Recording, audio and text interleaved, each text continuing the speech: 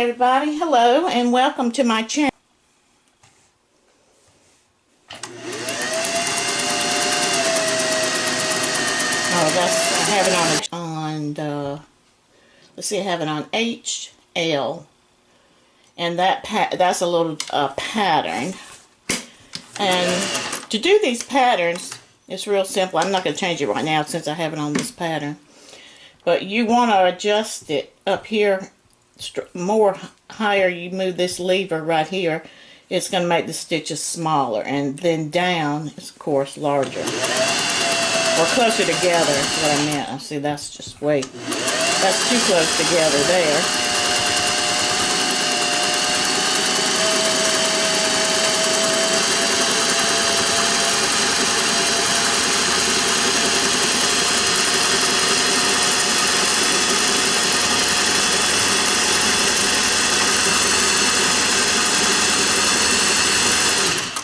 Okay, and that's your pattern.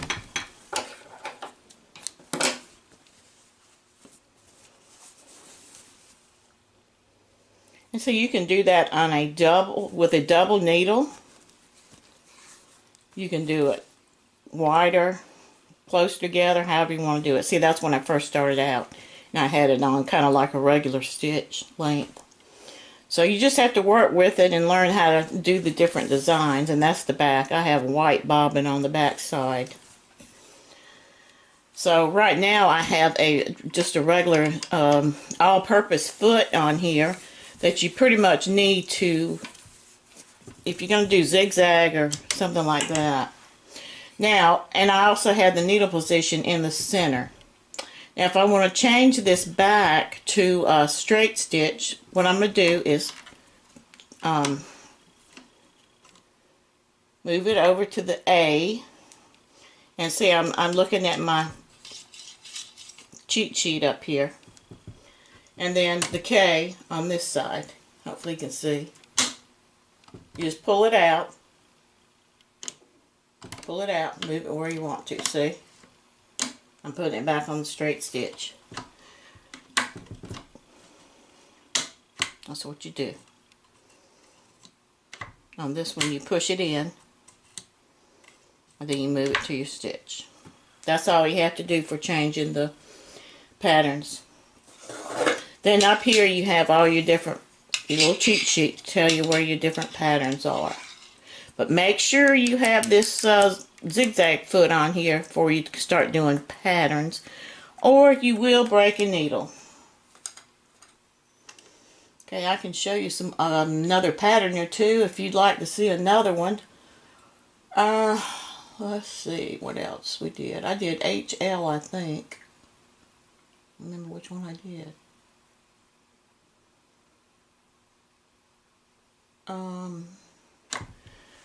B and O. That looks like what you could, let me lengthen the stitches. So you could use that for your blind hem right there. Very easily. You blind hem.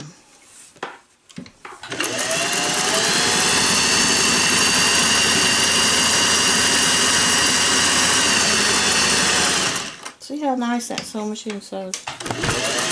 Excuse me.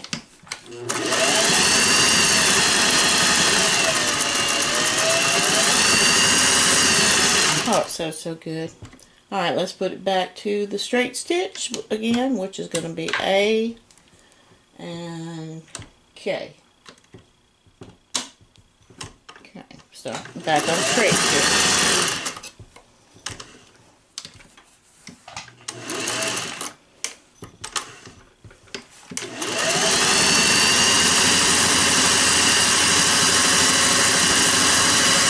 And this is just the 4 layers of a little cotton.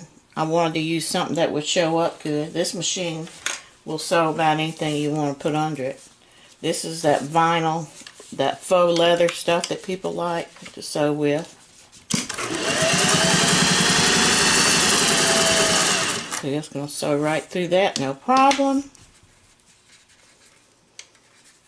A couple more layers to it.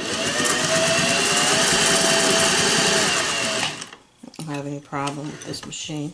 Pretty much like my, anything you can get up under it, pretty much it's going to sew.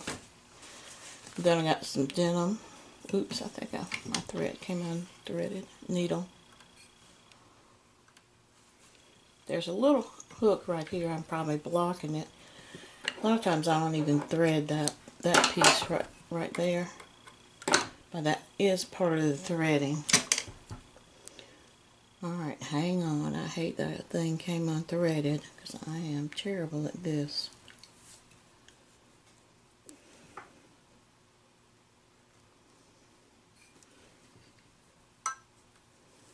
Just bear with me.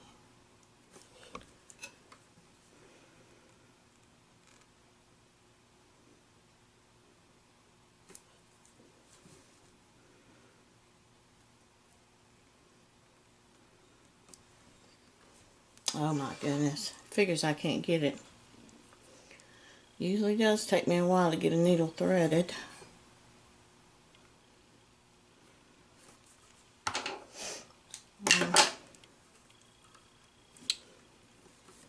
So I'll just go ahead and do something else for you. Let me show you how to thread this machine. Now see, because you have all this up here, if there's another stitch you want to do that's not up here, I guess you can add another cam. I don't want to move the camera right now because that's just going to get it all out of whack. But I can show you how to thread this machine. And I can show you how to wind a bobbin. Let's go ahead and wind a bobbin right now.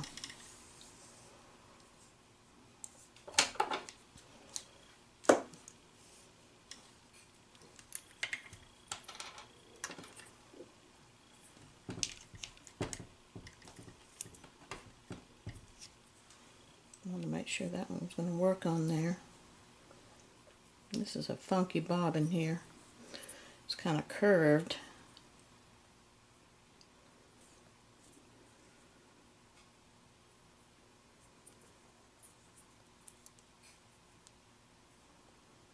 Well, here we go again.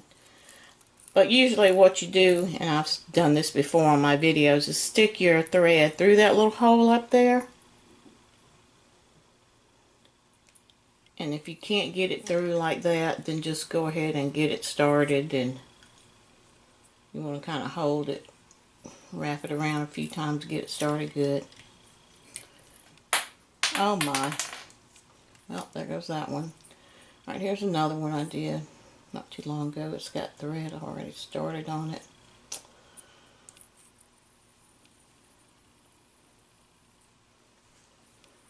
I just have a lot of nerve damage to my hand, so I have a hard time doing real delicate things. It just takes me a while. Most of the time I can. That is, I have my husband help me do a lot of stuff. Like change needles. Okay. I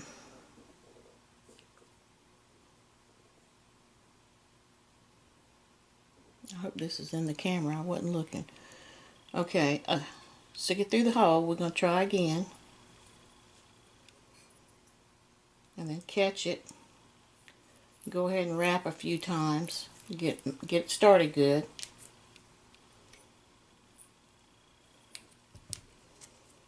And to put it on the bobbin, anytime you want to wind your bobbin or put it in here, make a P.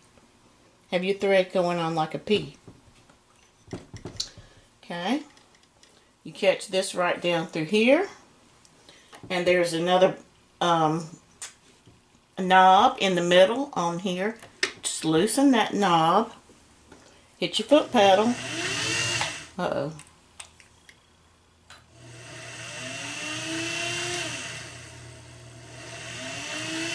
And off you go.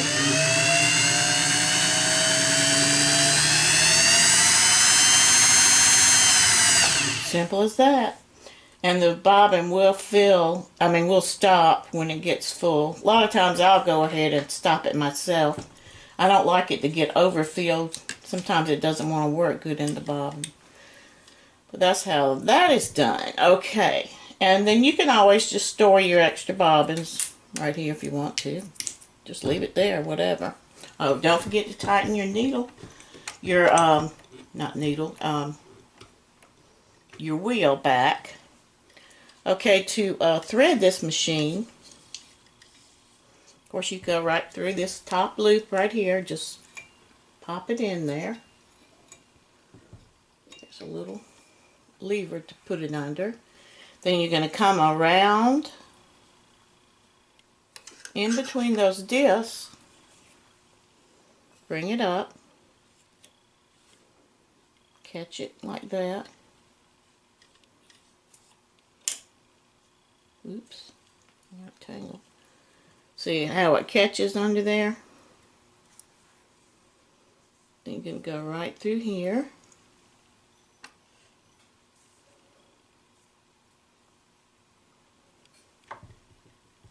And through that little hole, kind of hang on to your thread. I like to hang on to it so it doesn't get tangled up in something. Go right through there. There's another one right under here. Another one right there. And there's one right here that I don't always use. And then, of course, you're going to thread your needle this way, straight. Now, if you want to change this needle, thread, foot, change your presser foot, pull it off like that, and I had another presser foot. I don't know where it went. Well, must have fell on the floor or something, but anyway, put your other presser foot on the same way.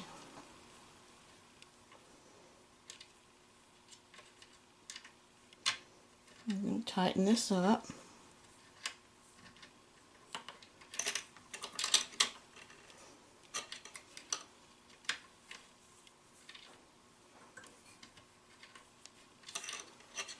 It figures I'm not going to be able to do it. This is another thing that's so tedious for me. It's hard for me to do. But that's what you're going to do. Let me try some more.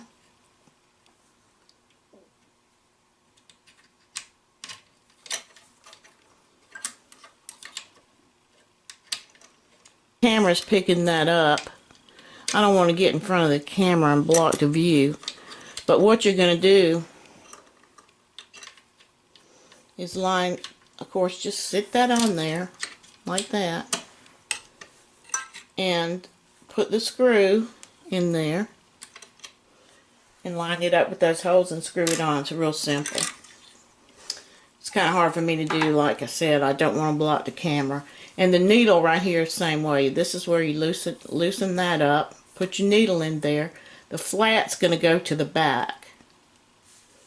And what I like to do when I put mine in is just kind of hold it like this, or hold it with tweezers and make sure that it's going up in there all the way. That's how I do. Alright, so what else we got here? And of course your bobbin is right down here. Just lay it right down in there and catch it right around that little channel there. Shut it back up. And just be careful not to pull it all the way off. It's kind of tricky getting it back on, so be careful not to slide it all the way off. And you can change these right here. All you do is pop those up. I don't have another one of those, I don't think, right now. I might. I'll look if somebody needs it. If you want to do free arm, something like that, you got your thing here. Needle position right here. It's in the center. Watch the needle move. I like having the needle position. And then of course right here is your stitch length. And you can tighten it when you want it to stay in a particular position. Tighten it up, and you might even screw it right there. And so you can open this up and you can oil in there. And it, well, actually it shows you directions on how to I forgot about that. How to thread the machine. So that's good to know. And that's about it that I can think of right now. It's a good machine to have. It's a good starter machine. I actually learned how to sew on one of these. A machine just like this that my grandmother had. Everybody always loved to sew on that machine. When we went to her house, everybody wanted to use her machine. So it's really a good machine. People have said for years that this is the best sewing machine ever made. So anyway, I have several still, so I'm putting this one up for sale, and it's going to be listed. Well, it's already listed in my eBay store and my Etsy store, and I expect someone will grab it up real soon because they are real good machines. So I hope this video helped you and answered your questions. Anything else you want to know, please don't hesitate to email me, or I'll do what I can. And thanks for watching my video, and I hope you subscribe to my channel. Bye for now. Happy sewing.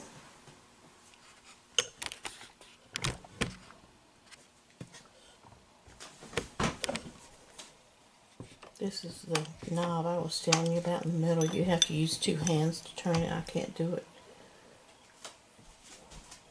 without that. And then down here is what I was talking about.